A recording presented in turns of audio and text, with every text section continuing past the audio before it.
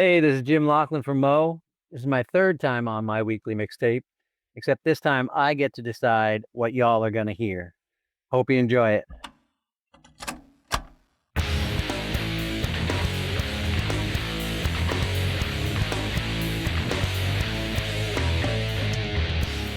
Welcome to My Weekly Mixtape, a podcast that takes the classic mixtape approach to building a modern playlist. I'm your host, Brian Colburn.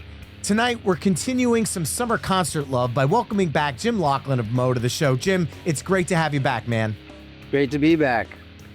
Well, you've been on the show twice already, so this is the third time. The first time was a catalog dive into Mo's entire career, and then we did recently an album dive into your newest album, Circle of Giants, but tonight, it's a totally different animal. Yeah, yes, it is. We're going to be talking about Mo, don't get me wrong, but it's not going to be as direct as our prior conversations, because tonight it's all about you and your ultimate concert, meaning you have carte blanche to build your own set list using any band, any song, any era, zero limitations. But before we get to that fun, what would you say is the art to building the perfect concert set list? Wow. I mean, it's been a bit since I've done a set list. The pressure of doing set lists sort of got to me for a while there. I need to get back into the loop. But so when I'm doing it, there's a handful of sort of rules that I try to follow. One of the biggest things I pay attention to is who's singing. So generally to start, what I like to do is start, each vocalist takes a turn right kind of in the beginning. And then so I can get that out of the way. So everybody, anybody who sings lead vocals in songs gets to sing. And we'll take care of that in the first set. And then I also try to spread it out. So over a course of a show, you don't want this thing where Rob's singing 6 songs, Al's singing 1, Chuck singing 1 and Nate singing 1, or Nate, you don't want to stack singing on anybody. Because honestly, over the course of a tour, if you have too many shows where someone's singing too many songs, that's just going to go through their voice way too soon. Mm-hmm. Then for segues and stuff, I pay attention to key signatures and tempos. I don't want Vin having to do something crazy and just flip a switch in the middle of a segue and speed up, slow down, or have some really bizarre time signature switch. And as far as the keys of the songs, I don't want anything that's too drastic. Most of the time I'll stick with either very relative keys or something that's like the same key. Well, you'll hear us do a lot E to E to E or D to D to D, but there are things like D to G is pretty easy. E to B is very easy. E minor to E major, those that's something I try to do because that switch is it just catches an ear, that sudden turn from major to minor, either direction. And then length is what kills me. It's so hard for me to know. And especially now with Circle of Giants has some short songs on it, 5-minute songs, 4-minute songs, in stride. And then it has 12-minute songs, 13-minute songs. A lot of our bigger songs are longer. Songs like Meat and Moth and Brent Black, it could be 13 minutes, it could be 25 minutes. Whatever kind of happens is going to happen. So I try to keep as conscious of that as I possibly can, because it's, it feels terrible to write a set or a show, and then after the first set, you've cut off 2 songs, and then you cut 3 off the end of the second set, and trying to squeeze it in. And then the flow there has to be a flow to, there has to be highs and lows. There has to be sort of breathing points for both the band and the audience. And it's just, everything kind of has to go smooth throughout a night. You don't want just peak, peak, peak, peak, peak, peak, peak. And, you don't want this maudlin kind of meandering thing happening. You want to kind of mix it all up and just to present what you think the audience is going to like and what it's going to give a good experience. It'd be interesting to see a Mo show where you did set one of very chill and very mellow and maybe just kind of the more subdued stuff. And then, like you said, have set two just be the total opposite of peak, peak, peak, peak, peak, peak, peak. We've had some second sets that have gone into that kind of, because the second set is easier because you're usually going to end the first set pretty upbeat. And then the first song of the second set, you're going to want to snatch the audience back immediately from whatever the hell it was they were doing for the last 20 to 30 minutes. So a lot of times for us, the second set will be that we'll have a strong song, and then you're kind of like, you've built all this stuff up. So you just want to keep the second set going. And when you do that, then you're like, well, what am I going to do if we get an encore? Like, what would we play? Because do you want now to step it up, or do you want to kind of bring it back down and let everybody kind of leave on a nice something, a song stuck in their head that isn't like some crazy long super jam of energy, like, songs like, that's why we play Letter Home a lot, comes out in the second set. And then, I mean, in the encore, and then they'll, we never know how much time we're going to have also. By the time we get to an encore, sometimes it's like, yeah, sorry, good night. That's it. We can't do anything. And, sometimes they're like, we need to play 3 songs in our encore. So considering the set lists change night to night, what is the current rotation of who's choosing the set lists on this tour right now? So now we've gone around to, it goes alphabetically, and it's everybody except Chuck and myself. I don't think Chuck's wrote a set list since he's come back, and it's been at least a couple years since I've written a set list. Now, before we get to your ultimate concert set list, I'd like to remind the listeners that if you enjoy what you're hearing on My Weekly Mixtape, you can help me out by either telling a friend about the show, leaving the show a 5-star review wherever you're tuning in, or by becoming a Patreon mixtaper at patreon.com/My Weekly Mixtape. There you can find ad-free episodes of the show, gain early access to upcoming episodes, chime in on future topics, become a guest curator, and so much more. Once again, that's patreon.com/My Weekly Mixtape. All right, Jim, let's get down to business. The real reason you're here tonight, instead of being on stage for a Mo show, you're in the audience. You're front row. Let's give you the primo seats for this. It's your set list. You got front row center. The lights just cut out.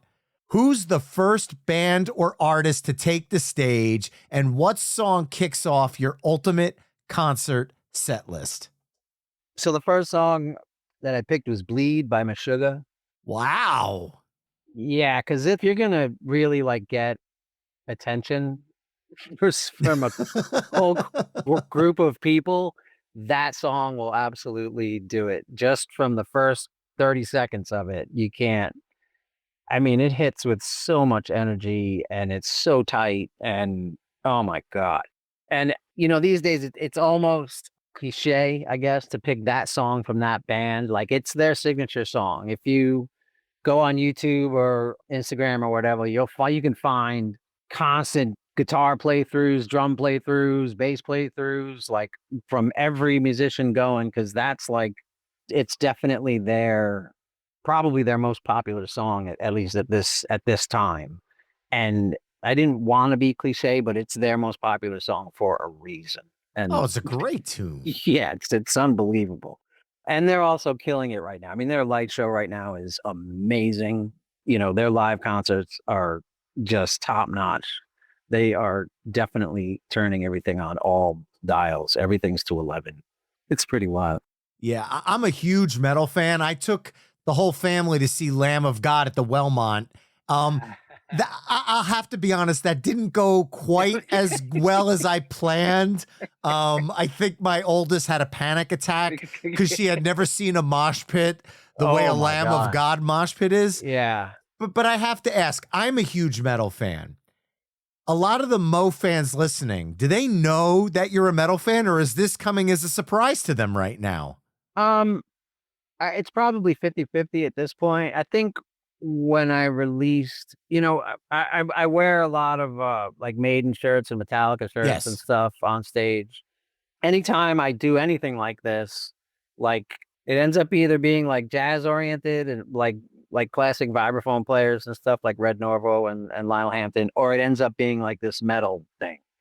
And when I released the EP and then the first album that I did, I think that just solidified it for a lot of people that like, yeah, okay, he's the metal album for more or less. And you can see it now. It's it's definitely that's what I do. All right. Well, they have now left the stage and another band is coming out. What is track 2? Track 2, I picked Sabbath, Bloody Sabbath by Black Sabbath. Nice. Iconic riff. Oh, Iconic. it's yeah. Again, it like a semi kind of a signature song, but for me, it's that the album Sabbath, Bloody Sabbath is the first Black Sabbath album I ever heard. Well, outside of Paranoid, I'd heard that song, and obviously I knew Iron Man and War Pigs and some random Black Sabbath songs, but I actually sat down in my friend's basement and listened to that whole record, and that particular song like almost scared me. There was I kind of after that song felt like almost like I was doing something wrong, listening to it. But I have never forgotten it. Like it hooked me. I knew, that was the song that I walked out it with stuck in my head. And it's such a great song. And it's slow, but it's heavy. Like it's so heavy, especially for the time. Like nobody was really doing anything No. like that. The breakdown in the middle of the song is just so awesome. Well, I have to thank my father for introducing me to Black Sabbath because I was getting into Ozzy in the 80s. So I Yeah. was listening to Blizzard of Oz, No Rest for the Wicked, all the way up to No More Tears. And I'm a teenager around the time that No More Tears comes out. And I'm at the store with my father, and he said, "You know what? I'm going to throw you for a loop. I'm buying myself a CD today." And he picked up a copy of We Sold Our Souls for Rock and Roll. And we got in the car and we drove home, and he's like, "I want you to hear this album when we get home. So you're going to dedicate an hour with me." And he put it on, and I'm listening to it, and I'm going, "These guys are good." And he goes, "Yeah. Does that voice sound familiar?" And I'm sitting there going, "Kinda, but I can't quite put my finger on it." And he goes, "That's Ozzy." Now picture 11, 12, like my head exploded. I'm like, wait a minute, there's more Ozzy to be See, had yeah, versus Blizzard of Oz. And I became an instant Sabbath fan that day. it was kind of the same for me. I mean, when I found Ozzy first, and when I found out that he was the singer in Black Sabbath, well, it's like, oh, well, I got to hear, this Black Sabbath bit, and that, like I said, that it turned into hearing a smattering of them, and then finally like being exposed to an entire record of it, which was just it changed a lot for me. For all of us. Yeah. There might be somebody listening right now. I hope not, but there might be somebody listening right now whose minds we just blew with this fact that Ozzy sang in Black Sabbath. But you never know. This show is for all levels of music enthusiasts, whether you're general or hardcore. We're here for you. Okay, Sabbath is done. They're unplugging. Where do we go from here for track 3? So track 3 is a bit of is definitely a switch. It's a song called "Hold" by KRS-One. Whoa! It's off I think it's a self-titled record, that the one he released in 95. And I picked it kind of because lyrically the song's absolutely brilliant. It's a slower song. It has a really, really, really simple bass line and drum track underneath it. And lyrically it's just amazing. Anything KRS-One ever did lyrically is phenomenal to me. He's like in the top 5 rappers of all time, easy. And he's just a legend, especially if you talk about East Coast rappers. He's been around, he started in the late 80s, and I wouldn't be surprised if he's still making records. I lost touch with him somewhere in the early 2000s. And this song, the hook is so cool. The way he keeps using the word hold and whole over and over backwards, and he switches them, and that's kind of the end of each line. And you can tell an entire story through doing this, and it's an unbelievable song. And it was hard. I wanted to pick one of his songs specifically off that record, and I was kept going back and forth between like 3 or 4 of them, and this was the one that, like, it always hits me when I listen to the album, which I listen to that album a lot. I mean, you don't get true 90s hip hop without Boogie Down Productions. Yeah. I mean, like, he is one of the, I don't want to say the founding father, because obviously there's Run DMC, there's Grandmaster Flash, there's all the early classics, but to get to where you get in the 90s, I feel like Boogie Down Productions and KRS-One, and then you add in like Public Enemy, they were kind of the people that bridged it from that early sound of hip hop into what the 90s were. And I'm 47 years old, so the 90s are the golden era of hip hop for me. And I can't picture hip hop in the 90s without KRS-One. No, he bridged. I mean, he did it again. Like I said, even at the turn of the century, he bridged the 90s into the 2000s. He was, him and Boogie Down Productions were definitely pioneers. I mean, like you said, you had Houdini, Grandmaster Flash, Run DMC in the beginning, but those guys kind of, even Sugar Hill Gang, they never changed what they did so much. You know, every Run DMC album to me is amazing, but they're all very similar. You know, they had a definite way to go. But when you talk about Public Enemy and the Bomb Squad and KRS-One and Boogie Down Productions, they constantly evolved. Mm-hmm. They were the rhyme styles, the rhythms that they used in their rhymes were constantly going. KRS-One was kind of at one of the first that started doing the whole triplet thing. And then this brought you Busta Rhymes and Tribe Called Quest and all these other, you know, guys that kind of took that and ran with it. And it was the same thing with Chuck D and the Bomb Squad and Public Enemy. They just continually kept evolving. And it was amazing to watch from the late 80s through the entire decade of the 90s. Oh, yeah. When I get into a mood on a Friday night and I just want to like get my head bobbing, I have a playlist that's basically 90s boom bap hip hop. So it's like DOS Effects. It's got some Ice Cube. It's got that House of Pain. Anything that has that flow and that rhythm. That's like my fun hip hop playlist. So I'm not going to lie. I'm surprised that we got hip hop in the mix here, but I absolutely love it. I love it. I had to throw that one in. I couldn't not. Okay, so we have Meshuggah, we have Black Sabbath, we have KRS-One. Where are we going from here? So next is we're back to Black Sabbath, but we're changing singers. Oh, so they just took a break off stage while KRS was doing his thing. Yeah. And Ozzy sat down, and we're gonna bring in Ronnie James Dio, and we went to Mob Rules. Ooh. Off the album The Mob Rules from Black Sabbath, which is it's semi-mo related because we cover the song or have covered the song, and I've gotten to sing the song, which is like, it's awesome when you get to sing a song that you've always kind of wanted to. And singing a Dio song is not easy. Really? I'm shocked. At all. And he was like, if you're going to replace Ozzy with anybody in a band and you're going to go with Ronnie James Dio, you really haven't, you've maybe stepped sideways. You haven't taken a step back. Ronnie is one of my all-time favorite vocalists. His voice is so strong. So when we were learning the song, and, you know, I've heard this song a million times, and stepping up to sing it and then realizing that it is way higher than what I had imagined. Because he's doing this effortlessly. His voice is so strong and his range is so wide, but you don't notice it because there's no screams. There's no breakup in his voice at all. It's just his voice.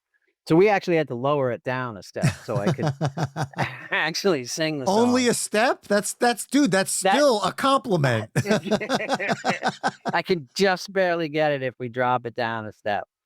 And yeah, it's up there. Again, one of my favorite. Heaven and Hell's and Mob Rules are just two They're up there on the best Sabbath albums. Everybody talks about the first six, but it's really, you have to add those two on it for the pure Sabbath collection. The other stuff, it's good, but the Ozzy and Dio Sabbath is the Black Sabbath to me. All right, well, I'm going to get real now. You're at a concert festival. Because we're talking hypotheticals here, I could go wherever I want with this, but there's two stages. And you've got Ozzy Sabbath playing on one stage and Dio Sabbath playing on the other stage at the same time. Which stage are you at? Oh my God. I'm running back and forth between the two. I get, but depending on the songs, I can't, yeah, that would break me. That would leave me in a quivering. I would not know what to do. I'd have to somehow know what the other stage is playing. So I know when to go back and forth. Or you just stand in the middle and hope that you could consume all of the awesomeness, like in your right ear and your left ear. That is actually probably what I would try to do. And just keep turning my head. All right. So coming out of Sabbath, we're up to track 5. Where do we go from here? So track 5, I picked Screaming for Vengeance by Judas Priest. Again, off the album Screaming for Vengeance. And again, it's a song that the first time I heard, I was just absolutely blown away. Rob Halford's voice is unbelievable. Glenn Tipton and KK Downing write some of the coolest harmonized melody lines like ever played, at least to me. And they just looked so cool, man. Like I remember seeing them when I was a kid, and for the encore, they come out and do Hellbent for Leather, and stacks of Marshalls on the stage, and 2 of them open up, and Rob Halford comes riding out on a Harley Davidson that's just making the entire Nassau Coliseum just shake, and it was unbelievable. He's huge, and they just looked so cool on stage to me. It definitely, I've seen them maybe 4 times. And I've never walked away. 4 of the greatest shows I've ever seen. And Screaming for Vengeance was the first album that I bought that I didn't skip a song. Every song just was awesome to me. And then I went and bought all the stuff before that and just continued to collect their stuff. They just released a record last year, which is awesome. They still sound just as great. I'll tell you right now, the way you just talked about Dio's register being so high, Rob's hasn't changed either. Even with age, he still is effortlessly hitting these notes. Yeah. And it's like there's got to be some sort of, I don't know what deal he signed, but his voice is still right there where it's just freaking perfect, even at his age. So this was the first Judas Priest album I had. When I went back and bought the older stuff, the stuff that was released in the early 70s, late 60s and stuff, and there were songs like Last Rose of Summer and Dreamer, and songs where he sings and his voice is just beautiful. Yep. Like it's not these screams that he can do in this incredibly high register. It's this huge, deep chest voice, like this full voice. And I was like, oh, holy cow. And then they released Painkiller, and that vocal track is just ridiculous. And to see what he is capable of, like I put Rob Halford up next to Freddie Mercury. Like he's that good. He has the same range.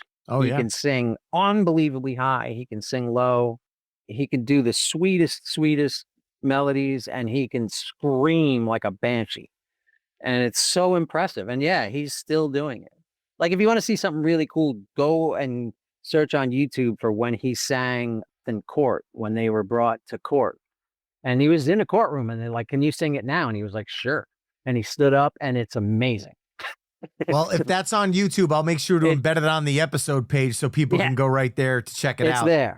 I think I have it saved.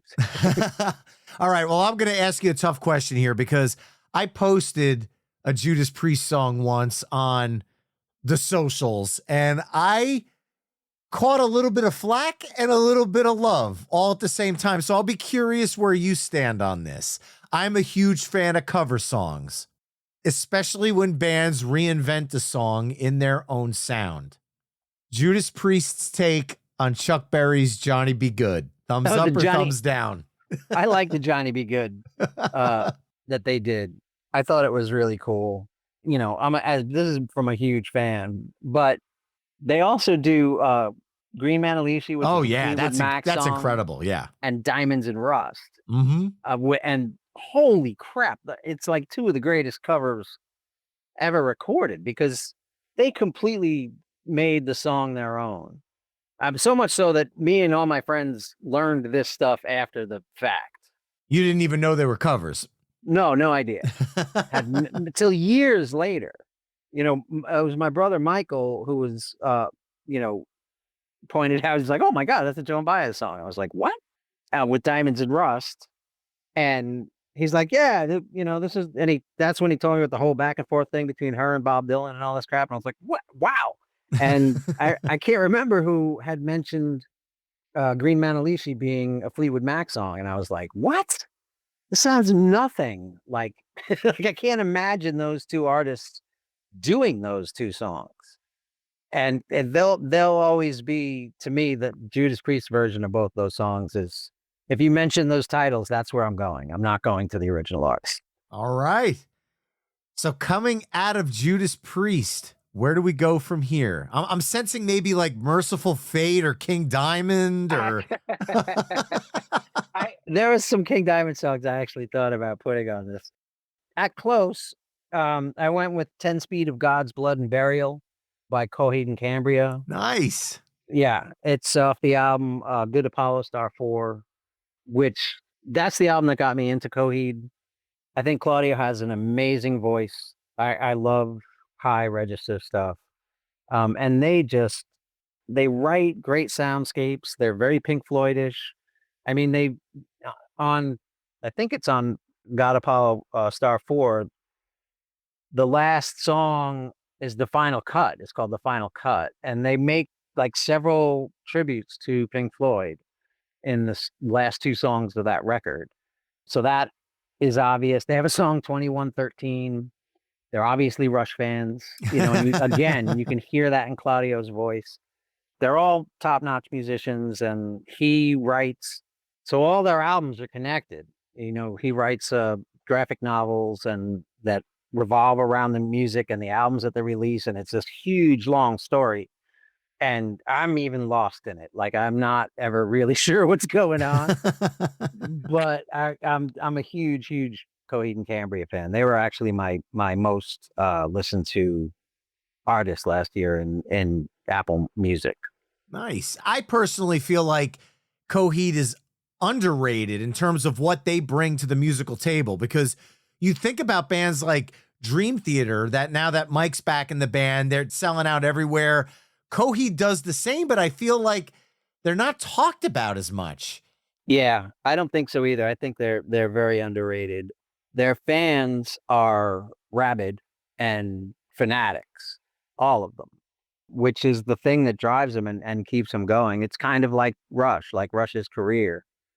They weren't like super radio friendly. They weren't really talked about as much as they should have been, but their fans, if you're a Rush fan, man, you are a Rush fan. Like the bands can do no wrong. Basically, people will buy the record regardless, and it might, rank lower or higher in their catalog, but for the most part, anything that Coheed releases to a Coheed fan is better than anything else. Like the worst Coheed record is better than the best record of most other bands.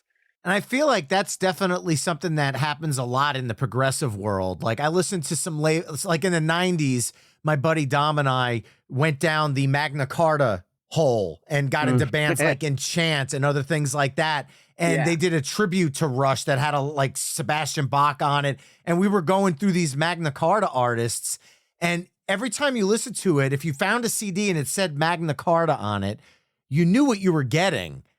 And you knew that there was some level that if it was on Magna Carta, it had to be good. Yeah. It also had to be, slightly left or slightly right or center. Like Yes. it wasn't going to be a pop. You weren't going to get any kind of like radio pop kind of song. You were going to get like a pretty heavy prog song that you had to probably listen to like 4 or 5 times before you got it. And then once you get it, it's like, oh my, you can't, like you want more. Like Of it's so course. good. All right. What do we have next? So next is I went with The Trooper by Iron Maiden All off the right. Peace of Mind record.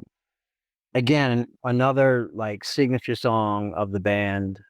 The song is everything that Iron Maiden is. It's Bruce Dickinson doing an amazing job singing. It's amazing guitar harmonies. Steve Harris playing that galloping, just crazy bass line that like, and Nico McBrain drumming, which he was just a phenomenal. It hurts that he retired. I'm I like, was so no, sad come that on, news man. happened, man. Yeah. Yeah, I get it. I completely get it. But yeah, like who do you get to replace him?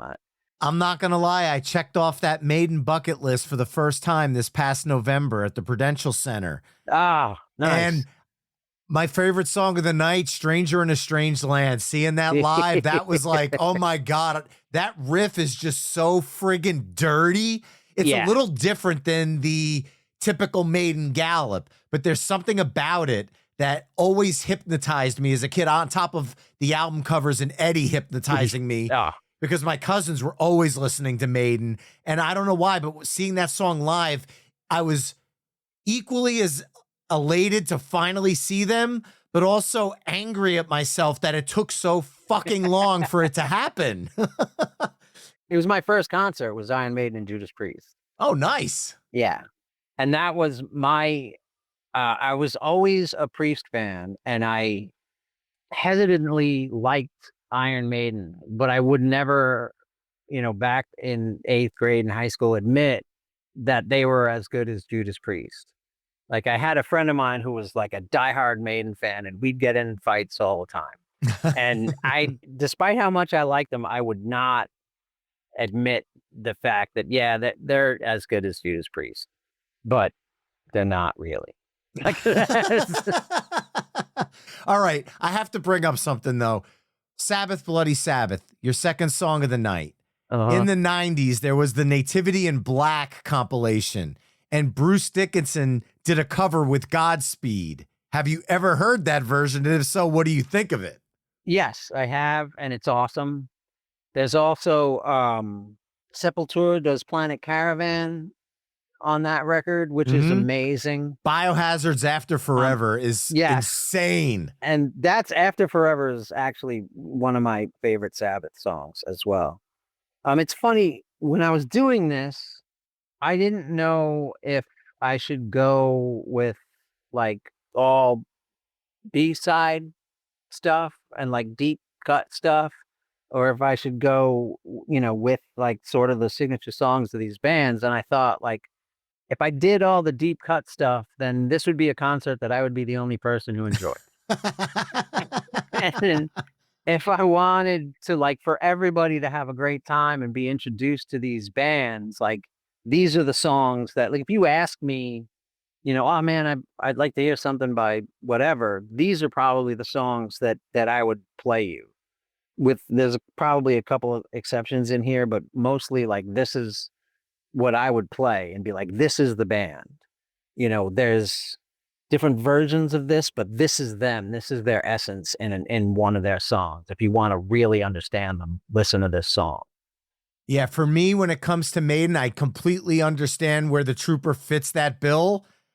The only disappointment I had with the last tour was that Rhyme of the Ancient Mariner from Power Slave was not in the set, but it is in this year's set. So I'm hoping they get back to the US because I got to check that one off. That to me is an all-time Maiden classic. It's got the gallop. It's ridiculously long, but doesn't feel long at all. Bruce's vocals on it are perfect. Oh, it's another one of those things where, a lot of the lyrics that Steve Harris wrote are based on actual books, events, like stuff like that.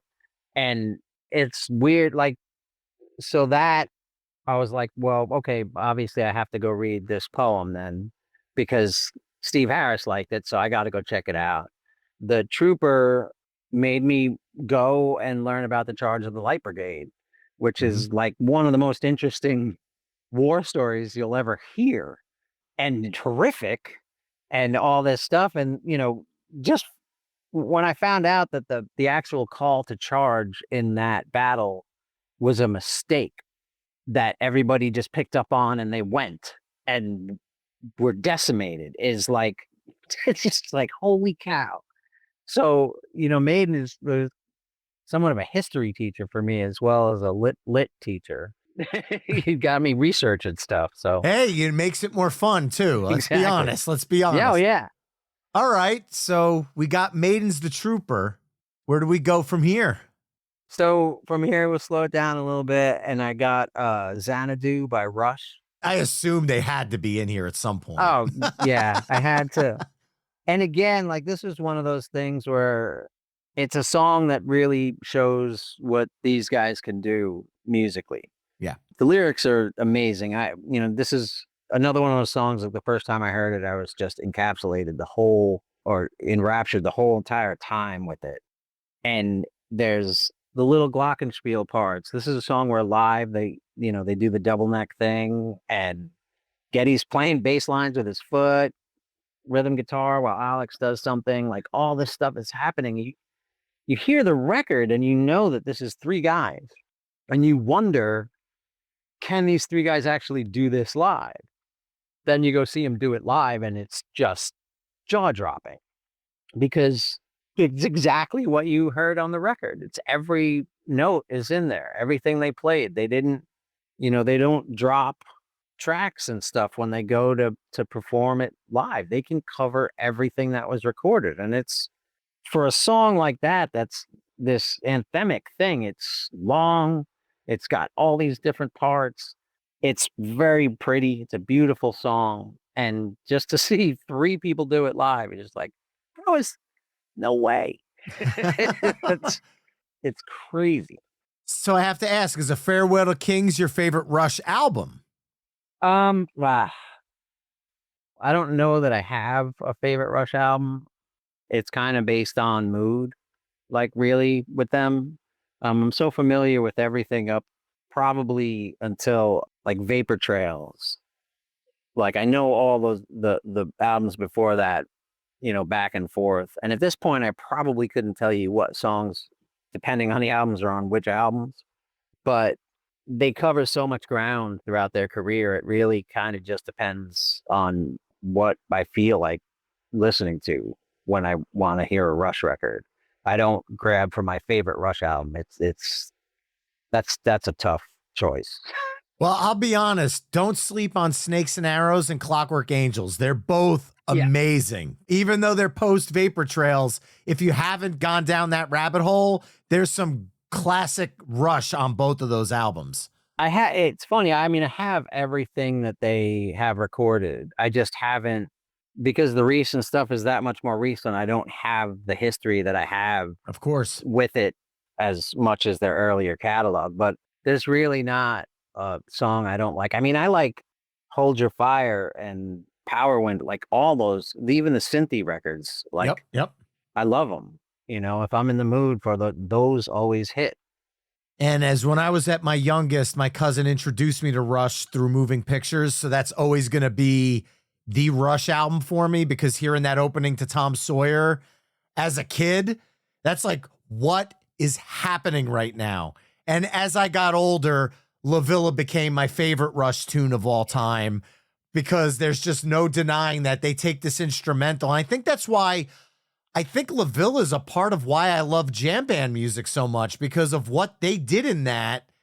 It told the story without lyrics, and that's hard to do. It goes so many different places and it's smooth. Again, there's no jarring changes. There's no, like, it goes from A to Z and flows through each part. It's just a beautiful thing. You close your eyes and it paints a picture as you're hearing the sounds. And that's something that when somebody uses lyrics to do that, it's one thing because you're picturing what they're saying. But when the music is doing that for you, it's a totally different experience.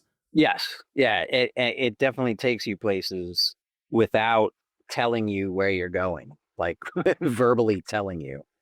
You mentioned the intro to Tom Sawyer, and there's an episode of the Goldbergs on the show. The Goldbergs as one of the characters is a huge Rush fan. He wears a Rush shirt every time he's on the screen, and the daughter in the family is like a musician. There's a scene where he plays her Rush for the first time, and it's the opening note for Tom Sawyer. It's and her eyes just lock in, and then she goes and plays it for her friends, and they have the same reaction. It's like, oh my God.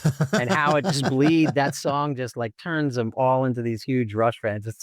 It's hilarious. I've never seen that show. I have to find it now because that is exactly how I experienced it as a kid. When you said that, I was like, oh my God, it's just like, it's really funny episode.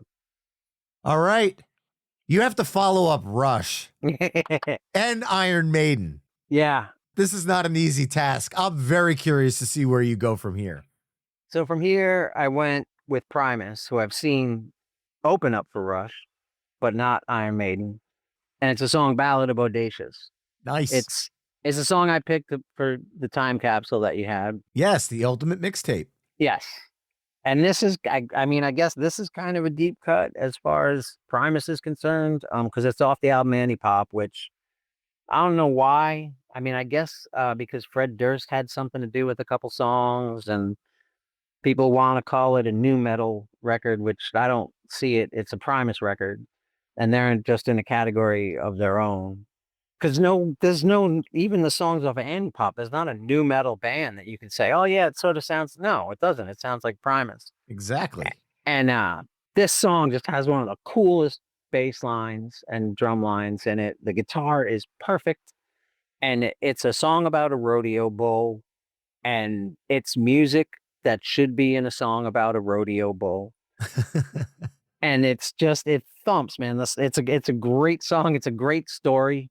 If you've never heard of Bodacious the rodeo bull, Google it, read his Wikipedia page, because it's super interesting.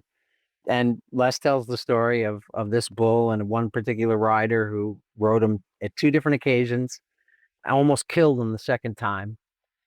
And it's just a great, great song. And it's also, I named my last dog after the song because he was just, when I first got him, he was just very stubborn, very ornery, and wouldn't want to be controlled. It took so long to get him to be a good dog. So that the name just came out. So he was named Bodacious. Oh, that's awesome. Yeah. And it's one of my favorite Primus songs. I'll be the first to say that I love Anti-Pop. I don't care anything about the whole new metal stigma. And let's be honest, last time I checked, Limp Bizkit's opening for Metallica all over the world, and they're selling out arenas again. Yeah. Limp Bizkit is back, and I never got the hate for it. I feel like there's a place for music for any type of style. And I personally enjoy Limp Bizkit. I think Wes Borland is a ridiculous guitarist. I think John Otto's an incredible drummer. I think the band is very talented. Are the lyrics silly and sometimes corny? Yes, and that's kind of the beauty of it. Like, why does everything have to be so artistic? If the Break Stuff is a fantastic workout song. It makes me want to get up and do shit. And that's sometimes we need that motivation at this age, you know? It's one of those things where people hate on a band. Korn sort of, I mean, a lot of the new metal bands get this, and people hate on them. And I don't know who was really doing the gatekeeping at this point in time. Like, hardcore Metallica fans and the thrash guys, and, and they didn't want to call this metal in some way, so they spelt new all weird and put it in front of it. But the reality is when you put a lot of these songs on, people like it. Like, people go crazy for it. They proved it at Woodstock. I mean, these 2 bands started riots. It's the same, like Freak on a Leash. You can make fun of Jonathan Davis's voice as much as you want, but when he sings that song, it's one of the coolest things. And, it was like no one was doing that. No one was singing like that. No one was using their voice as that kind of weird ass instrument. So yeah, I completely bought the album and totally got in. There's stuff about it I don't like, but there's a lot of stuff that I do. I could do without Feely's bass tone. Like it's too but overall, man, it's good music. I don't really see that bit much of a problem with it. Now, I told you earlier that my oldest was not a Lamb of God fan, but I'm taking her to Korn and System of a Down at her request. She loves both of those bands. So I wasn't far off with the Lamb of God, but I think I needed to come a step or two down, just a little bit. Like maybe I went one too many flights of stairs for the first metal concert. So she's coming around. See, and that's the thing. System of a Down is the same. They would have gotten categorized. They're playing with Korn with those bands as well, and they're amazing. You can't. How can you not like them? I don't. Sometimes I'm like, but all right, whatever. Okay. All right. So coming out of Primus, we've only got a couple songs left here, so we're nearing kind of the crescendo of the night. Where do we go from Primus? So from Primus, I went with a song by Queensrÿche off of Operation Mindcrime called "Spreading the Disease." Nice. And again, I'm looking at this. I'm like, wow, I picked a lot of these because of the vocalists. Like this, I think when listening to metal and they've had so many great singers, throughout at least my history with heavy metal, and I think the history of heavy metal, the vocalist is a really important part. And Jeff Tate is up there, man. Again, easily in the top 5, top 3 greatest singers of all time. Mindcrime is, to me, it's one of the best albums ever recorded. It sounds amazing. You listen to it now, it might sound a little bit dated and overprocessed and stuff, but when it was released, like, holy cow. To me, it had the same amount of impact that The Wall had when The Wall was released. And it's fair. As far as a concept album, in my opinion, it holds up against The Wall, The Wall is one of my favorite all-time records, and Mindcrime is again probably in my top 10 favorite albums ever recorded. The story is amazing throughout the album. It's just as, to me, message-wise and stuff, it could be put to today's society as much as it, was to what was going on back then. The lyrics are great. To look at it as a whole, it's unbelievable, and it makes a tremendous statement, like I said, that still stands up today. And Spreading the Disease is just a great song. Oh, of course. Yeah, his voice is amazing in that song. Like the chorus is unbelievable, and the whole breakdown, and they do the weird thing where he's speaking and all the different sounds. That just the production of it is top notch. Another record that just sort of changed my perspective on music and what is possible, really. So I guess my follow-up to that is I discovered Queensrÿche on the Mindcrime album, and then came Empire, and then I went back to Rage for Order and The Warning. What were your thoughts on Empire after Mindcrime? Because I know there's a lot of talk about like, oh, well, it's, they sold out on Empire. And I don't necessarily feel like that's the case. I feel like they just went away from a concept record. And that was kind of the big difference. Because musically, I feel like there are some themes that sway between the two albums. Yeah, well, the song, the title track off of Empire is definitely very similar to the statements that they were making in Mindcrime. Exactly. And that song just is awesome. I'll be honest, and I think it's because Silent Lucidity, I think that song is what turned a lot of people off. And it turned me off when the album was first released. I was like, I'm not even going to get it. And probably since sometime in the early 2000s, I really started listening to the record. And sometime in the last 10 years, I really got into that. And the next album, which has I Am I on it, and just realizing how good those albums are, and how Queensrÿche they are. And it's not, if you pull Mindcrime out of their catalog and go from Warning to Rage for Order and skip Mindcrime and then go to Empire, it's a seamless progression. It makes complete sense. So obviously they were going for a specific thing when they did Mindcrime, and they really dug into it and everything. And then that's sort of going to pull you out. And the album just stands out because of all the work they did to make this concept record. So yeah, the next thing is going to sort of seem left-footed, but it's not. Like if you look at the whole entire sweep of their career, all of it makes sense. And I will say, I did find it odd when one of those monster ballad compilations came out and they put Silent Lucidity on a Power Ballads mix. I was like, do they not understand who Queensrÿche is? Like, Silent Lucidity, yes, it's a slow, hard rock song for the time. Right. But I mean, you play Silent Lucidity next to Miles Away from Winger or Love of a Lifetime by Firehouse. Those are power ballads. Yeah. Silent Lucidity is still a slower progressive rock song.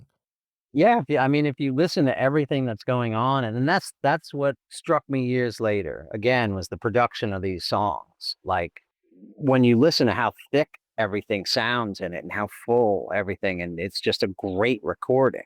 And I love hearing the song.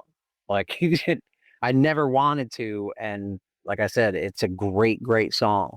And I'll put that record on, I don't know, probably a week ago. I just listened to it. So. All right, so now we're moving on to track 11. We're really getting towards the end here. How are we coming out of Queensrÿche? So this is weird, but this is like what I was talking about before, where sometimes you just need a breather. So I picked a Pogues song. Oh. Because they're one of my favorite all-time bands. And the Rum, Sodomy, and the Lash was an album. I probably listened to the record when I first got it for a month, 2 months straight. Like it was all I listened to. Even picking up other Pogues records and stuff, I always went back to Rum, Sodomy, and the Lash. It's just amazing from beginning to end. Every song is gold on that record. So I picked the song A Pair of Brown Eyes, which was, It's a beautiful song. It's a beautiful story. It's sad. That band extracts so much emotion out of me, it's particularly that record. And like Shane MacGowan was a tragic figure. Yeah. His life was messed up and everything, but man, he wrote some of the greatest lyrics. His voice was so his. It was clearly him singing. He wasn't trying to do anything at all. He left the accent in, he left the slurring in, he left whatever it was, and he just belted these songs out, and they're so cathartic. Like listening to them, you go through everything that he's saying. And that song again, it's a great sad story. And if we're looking at a set like this to have something to just mellow out, and it's really like the chorus, everybody could sing if they know the song. It's a big sing-along chorus and stuff, and it's a great song. And it's another song that just embodies what the Pogues are, who Shane was, and it's one of my all-time favorites there. This is something that if Mo were to do like an acoustic style set, I could actually hear this going over really well with songs like Raise a Glass. Thematically and musically, I feel like there's a little bit of a connection here. I would love to play this song with Mo in an acoustic setting. It would be awesome. Especially now Nate can play flute on it and it would just sound very authentic. And I would love to do it. All right. Well, we are at track 12. So out of the Pogues, we're going to step it up many notches. And we're going to go to Metallica's Ride the Lightning album and Trapped Under Ice. Wow. This is one of the B-side, the sort of deeper cut songs I think that I picked, because off of that album, everybody talks about By Fire with Fire, obviously the title track, Fade to Black at the end of the second side. Tolls, these big songs, but Trapped Under Ice was a B-side song, and man, the first time I heard it, it just blew me away. Like, it is fast and heavy, And it's like just the concept of the song. I mean, my God. And he describes it being trapped under ice. Like that is, it's a definitely a fear of mine. I would, ever since I saw The Omen when I was a little kid, holy cow, that just seems like the most frightening thing. And they just embodied it in a song. And it always that it's the song off that record that hits me the hardest. Yeah, I won't even say it's the best song off the record, but man, leaving an impression, that song does it. Now, it's according to setlist.fm. This has only been played 29 times. I'd have to go on Metallica's site to really like dig. I do a lot of research for the show, but not that much. Is this a wish list song for you, or were you ever at one of those 29 magical shows where it was played? I was not. It is a wish list song for me. They played, I saw them at Darien Lake with Danzig and the Suicidal Tendencies. And they used to do a thing called the pile of shit was, and it was a medley of all the songs that from previous albums that they don't really play anymore and stuff. And that's the closest I saw to them doing it, was them playing the riff and stuff and the groove through this medley. But I've never seen the entire song. Nor have I. And I think I could speak for both of us that unless you were at that Orion festival that they did back in New Jersey in the 2000s, we haven't seen Escape either, because that was the only time the song was ever played. No, yeah, there's a lot of their songs that I've never seen. I have seen at that same show though, they did play Dyer's Eve for maybe the second time they ever played it live. I would love for them to do awesome. Justice in its entirety. I love Justice. Yeah. Like, Justice is my favorite Metallica album, and I catch a lot of flack from people, especially because I love Master of Puppets, Ride the Lightning, Kill 'Em All, but Justice for me, even though the bass and there's all that controversy, there's something about that album that just hits the progressiveness of it. There was a story behind it. And Yeah. it was the first physical Metallica album I ever bought. I went to the Sam Goody at the Garden State Plaza in New Jersey. I went to buy the cassette, and this was the best mistake that ever happened to my life. I went to buy the cassette, and they were sold out. And the woman said, "We only have it on vinyl." And I was like, "Oh, man." And my mom said, "Look, it's your birthday. You could get the vinyl, and I'll buy you a blank cassette so you could record it on the cassette." And I was like, fine, because cassettes were all the rage in the late 80s. Yep. In hindsight, I still have that vinyl framed in my basement, and it was the best quote-unquote mistake that ever happened to me, because I still have it on the original vinyl. That's awesome. That is a great mistake. Yeah. So at this point, it is track 12, and it would be the close of the night. So I'll ask, is there an encore that you would choose for your ultimate concert? Yeah, I couldn't do 12 songs when you sent the thing out. So, because I didn't know where to put this song, but I couldn't leave it out. Actually, I knew it was going to be the last song, but by the time I got through 12, I was like, oh man. So I picked Pink Floyd's The Trial off The Wall. Wow. And like I said, The Wall is one of my all-time favorite albums. I spent a long time listening to that record every day, over and over and over. That was my first year in college, is kind of what I spent doing, which is kind of why I dropped out. But that's a whole other story. But this song, it caps off the record, and it kind of, first of all, it goes through everything that the rest of the record explained about this guy's life, and who we assume was Syd Barrett, from when he was a kid all the way through all his relationships with his mom, his teachers, the women in his life and everything. And this, so the trial lets all of them speak against him in what is a trial at the end of this record. And if you listen to this song in headphones, holy cow. I mean, there's timpani, there's an orchestra, there's all these different voices.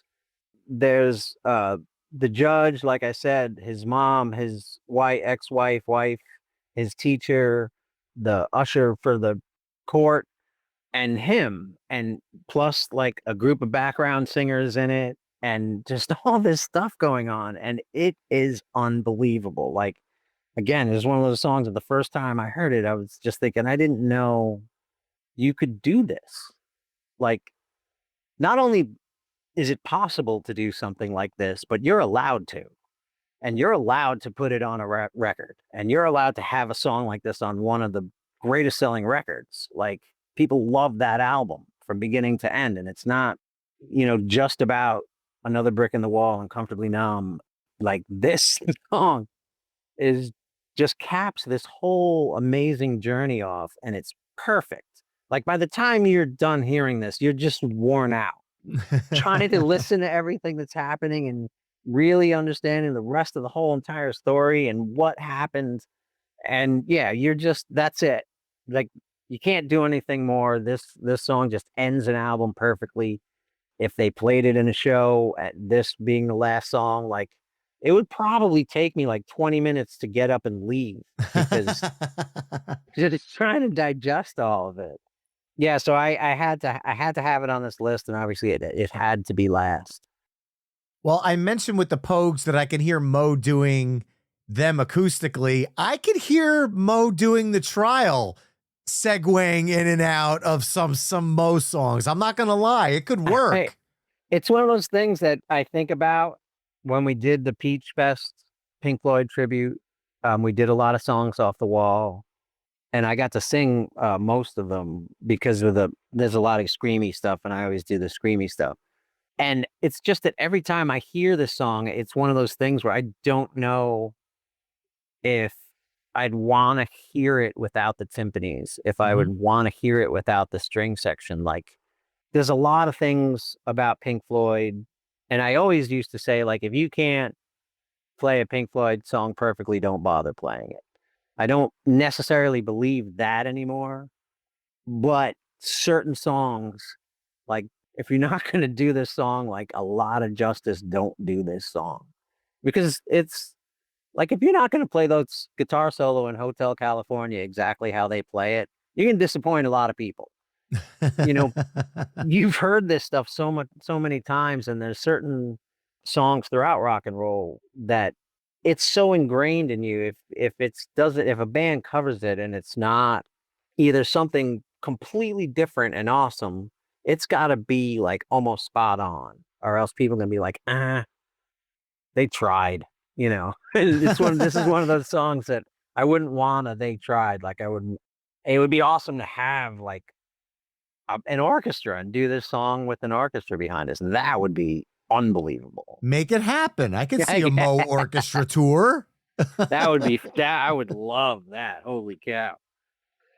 Well, there you have it, folks. Jim Loughlin's ultimate concert set list, which kicked off with Meshuggah's Bleed, Black Sabbath's Sabbath Bloody Sabbath, KRS-One's Hold, Black Sabbath's The Mob Rules, Judas Priest's Screaming for Vengeance, Coheed and Cambria's 10 Speed of God's Blood and Burial, Iron Maiden's The Trooper, Rush's Xanadu, Primus's Ballad of Bodacious, Queensrÿche Spreading the Disease, The Pogues' A Pair of Brown Eyes, Metallica's Trapped Under Ice, and Pink Floyd's The Trial. Remember, you can hear a playlist featuring all of these songs over on the episode page at myweeklymixtape.com. Now, Jim, I know you mentioned you've messed around with the Mob Rules in most sets. You didn't do The Trial, but if you had to pick one of these songs to introduce into Moe's set list this summer, which do you think would be the most realistic choice that the band could do justice to? Woo! Wow. Probably, well, we've done The Trooper once. So, and this was one of the songs, and I sang the song, and we did a pretty convincing job of it. It's a hard song to sing, but I'd probably say that one. If not a Pair of Brown Eyes, I would say The Trooper's probably, if we got time to rework it and do it again, we can definitely do that one. All right. We've done Sabbath Bloody Sabbath as well in the Black Sabbath sort of tribute-y Halloween show. Oh, you're right. Yes. Yeah. That was in Philly, correct? Yes. I was not at that one, unfortunately. That it was fun. That was the I first time we did Mob Rules as well, and I sang both of those songs.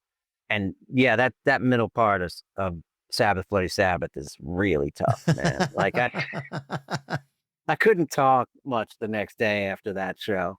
Makes sense. That's fair. Very fair. So, Jim, if you were given full reins like you were tonight to pick your ultimate concert set list, if you were given full reins for your own personal opinion of a 5-song Moe set, so this means you're not thinking fans. This is just your personal 5-song Moe set, because let's be honest, a 5-song Moe set could be easily a full hour-long set. Yes, Which 5 songs would you pick? Let's see. Same Old Story. Annihilation. Rain Shine. I have to throw Meat in there as one of the classics, but I love playing that song. And what would the 5th song be? Overlude. Oh, That's a fun song. very cool. Now, Circle of Giants is still in its infancy, came out this year, and I'll remind all the My Weekly Mixtape listeners that there's a full album dive episode of the record over at myweeklymixtape.com. And during that episode, you dropped some knowledge about a studio recording of Bear Song that didn't make the final cut. Any updates on when fans will get a chance to hear that? We still haven't decided what we're going to do with it yet. Possibly one of the best options that we can do is find another song that we haven't released and maybe a 12-inch, A and B side with Bear Song on one side and something else on the other. George, excuse me. Sorry. That's one of the songs that yeah, we tried, and it just, at the time when we tried to record it, it didn't hit right and it didn't fit with the rest of the record. So that's something we should probably look into. That would be a great song for it. There's a handful of other older ones, but yeah, we don't have a definitive plan for it yet. Right now it's sitting in the locker ready to go, but we're not sure when to release it upon the people. Well, I'll have to ask the next time you're on the show, Jim. This has been an absolute blast. Thank you so much for joining me, and can't wait to talk to you the next time. Oh, absolutely, Brian. Absolutely. I always enjoy doing it.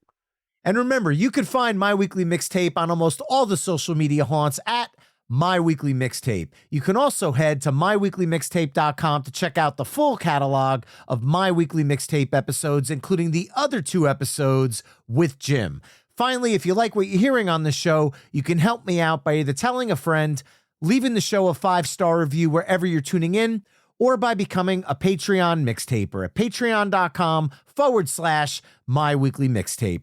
There you can find ad-free episodes of the show, gain early access to future episodes, chime in on upcoming topics, become a guest curator, and so much more. Once again, patreon.com/myweeklymixtape. That's all for this week. Thanks again for listening, and until next time, enjoy the tunes.